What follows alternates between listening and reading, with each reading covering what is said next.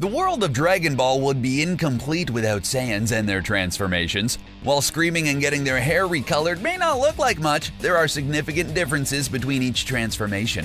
Each transformation shown in Dragon Ball made a major change in the story, with each one having its own unique physical appearance and characteristics that define it. Before we begin, subscribe to CBR and ring that bell to join our notification squad so you never miss a video. Without further ado, here are some major Saiyan transformations in Dragon Ball that changed everything. What is that? What have you done? Ozaru. The first transformation ever shown in Dragon Ball was the Great Ape, or the Ozaru. Unbeknownst to Goku, he had killed his grandpa Gohan in this state. It wasn't until the Saiyan saga did Vegeta explain what the Ozaru is. He stated that moonlight is just sunlight being reflected by the moon, but only when the moon is full does it reflect enough waves, which is about 17 million Xeno units per second, to transform into an Ozaru. Sunlight is composed of several different wavelengths of light, including microwaves, ultraviolet, and infrared. The specific spectrum of light that's absorbed through a Saiyan's eyes is called the green spectrum radiation, or Blutz waves. Even though Piccolo destroyed the moon, Vegeta says that as long as he creates a spherical body that can reflect the sunlight, it would be able to emit the same green spectrum radiation. This then triggers a reaction in a gland in the Saiyan tail, which initiates the transformation. It's similar to a growth hormone that would be excreted, which causes hypertrophy and hyperplasia of cells and tissues. A Saiyan ends up with 10 times more strength than before. Oh, but wait, we're just getting started. I can't believe how you've changed. Super Saiyan. Since the debut of the Super Saiyan on Namek in Dragon Ball Z, fans have always wondered what exactly is a Super Saiyan. Toriyama tells us that in order to become a Super Saiyan, one needs sufficient S cells. Having a gentle spirit can increase the number of S cells. However, one still needs a high battle power and anger to trigger the explosive increase of S cells. This leads to a tingly sensation in the back, which is where the focal point of the S cells most likely are. Kinda different than the tingly feelings I get. Once this occurs, an overwhelming ki flows through the body that gives off a yellow aura. This turns the hair yellow and the eyes green. The power and speed are increased by 50-fold. During the Cell Saga, Vegeta trained in the Room of Spirit and Time to achieve Super Saiyan Grade 2. His increased muscle mass gave him a slight increase in speed and power. Increasing the muscle mass even further leads to Super Saiyan Grade 3, but the drawback is loss of speed. It turns out that the first grade already had the best balance of power and speed. Thus, Goku and Gohan trained hard to maintain the Super Saiyan state to gain more stamina. In doing so, they achieved Super Saiyan Grade 4, which is Grade 1, without the slightly agitated state of newly transformed Super Saiyan. Did you follow all that? Alright, moving on. You mean it's not over yet? No. Super Saiyan 2. Gohan first achieved Super Saiyan 2 during the Cell Saga while training in the Room of Spirit and Time with Goku. This is alternatively called Grade 5. It boasts a power and speed increase twice that of a Super Saiyan. The hair is a bit longer and spikier, and there's also lightning with the aura. In Dragon Ball Super, future Trunks also achieved the Super Saiyan 2 transformation to defeat Dabura. Unlike Gohan, he continued to train and get stronger. In the manga, his Super Saiyan 2 state was as powerful as Goku's Super Saiyan 3. Exclusively in the anime, Trunks was enraged after being blamed by Zamasu for breaking the rules of time travel. This caused him to reach a new form called Super Saiyan Rage. It's unknown exactly what this form is. Its physical characteristics are very similar to the Super Saiyan Grade 3 form with white eyes, increased muscle mass, and brute power. There's also lightning in the aura like Super Saiyan 2. Thus, this may be a higher grade of Super Saiyan 2. There is additionally a blue aura in this form, which may indicate some God Ki. In this form, Trunks was able to buy enough time to allow Goku and Vegeta to escape from the clutches of Black and Zamasu. You're going to love this.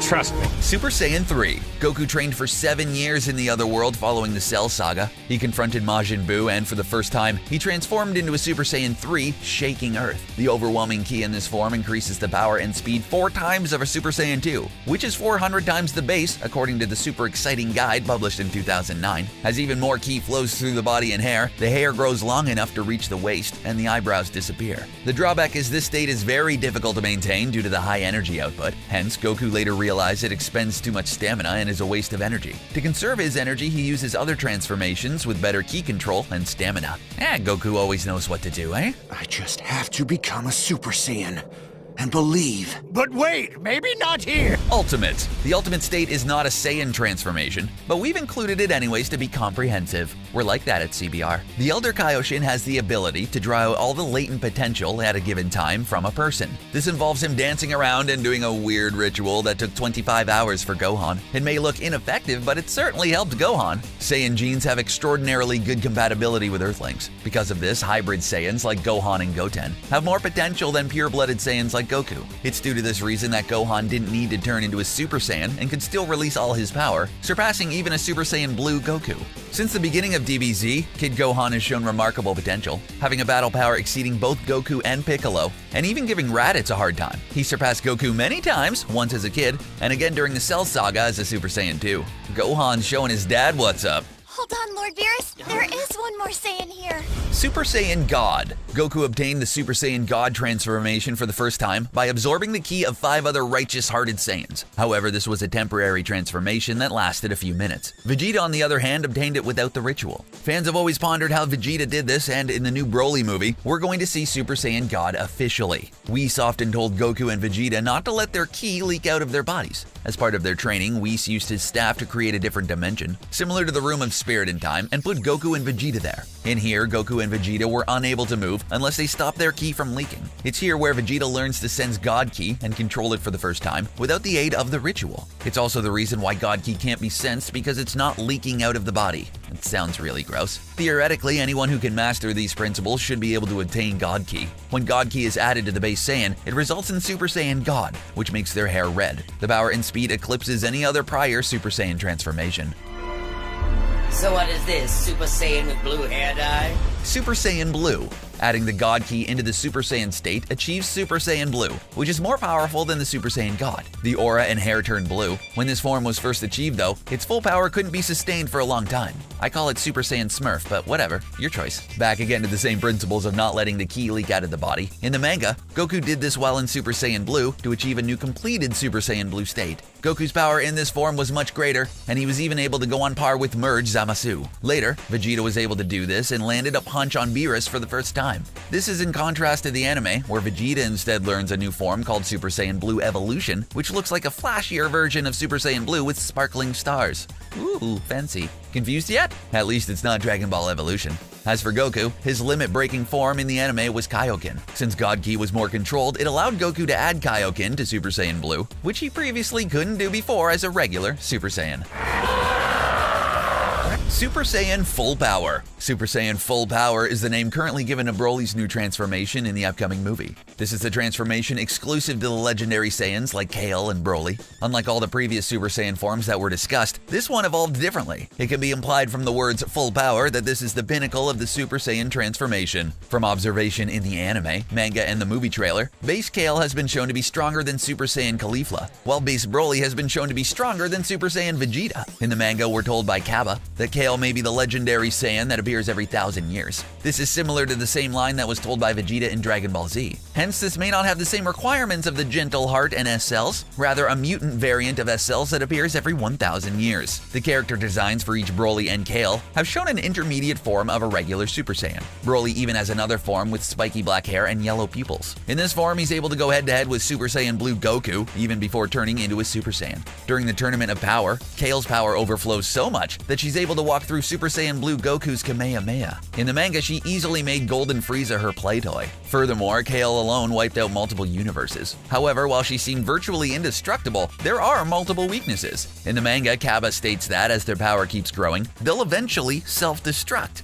That'll be messy. Vegeta also goes on to say that Kale's powerhouse moves may be surprising at first, but they're easy to read and predictable. Brute strength is useless unless it can connect. Vegeta then says that Kale is even losing power as she's fighting longer with the Pride Troopers. Perhaps these weaknesses will also be exploited against Broly in the upcoming movie. Super Saiyan 4. This is a transformation seen in GT. Contrary to popular belief, Super Saiyan 4 is a transformation from Golden Ozaru, and not from Super Saiyan 3. Hence, it's a completely different line of Super Saiyan forms. Theoretically, a Golden Ozaru is an Ozaru that's in a Super Saiyan state, making their fur golden. But how do we know whether a Golden Ozaru is in Super Saiyan 1, 2, or 3? In GT, when Super Baby was exposed to Blutz waves, he changed into a Golden Ozaru, but his hair looked exactly the same as before. In Super Dragon Ball Heroes, the hair was also the same when Cumber transformed. Thus, it can be concluded that the hairstyle is maintained and is a method to determine the Super Saiyan state while in Ozaru. Pan stated that Golden Ozaru Goku's ki kept rising as he fought Super Baby, so he may have already exceeded Super Saiyan 2 but not Super Saiyan 3.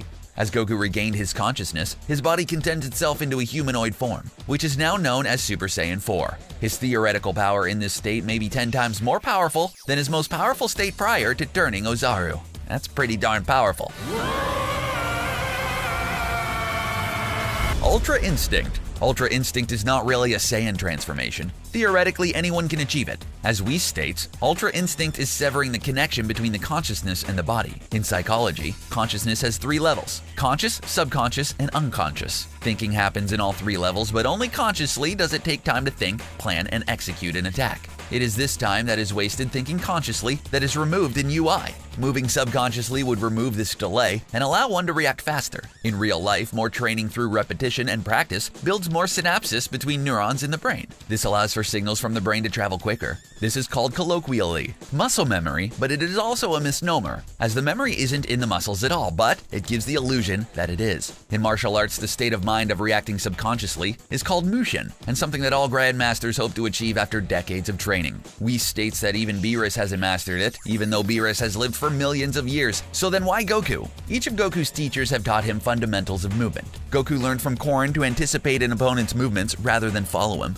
in doing so allowing him to catch Korin. He learned to minimize unnecessary movements from Mr. Popo, to be as quiet as the sky and faster than lightning. Now Whis is teaching him to minimize his thoughts to improve reaction time. Everything up to now has prepared Goku for this moment. All roads are converging to one endpoint: Ultra Instinct. Goku has defeated most of his opponents by pushing his body beyond its limits. However, this time, he is faced with Jiren, who he cannot overcome with power. His only avenue thus is UI. In this state, there's a blue energy around him called heat, and his hair turns white. The heat may be a result of kinetic energy building up around him as a result of moving instinctively, though simply dodging is not enough to win the fight. In the anime, we are shown Goku dodging Kefla's attacks while charging a Kamehameha, leading to a critical hit to the face. So maybe the offensive aspect of UI is actually landing attacks at critical areas while dodging. Repeated weak strikes in the same spot can do more damage than a strong strike that misses or is blocked. In the anime though, UI is just like any other transformation that boosts speed and power. Hey, I've got it! I'm gonna stay here forever! There you have it. Which Saiyan transformation do you like the most? Are there any we may have missed? Let us know in the comment section below, and don't forget to subscribe to CBR for more videos like this one. Thanks for watching.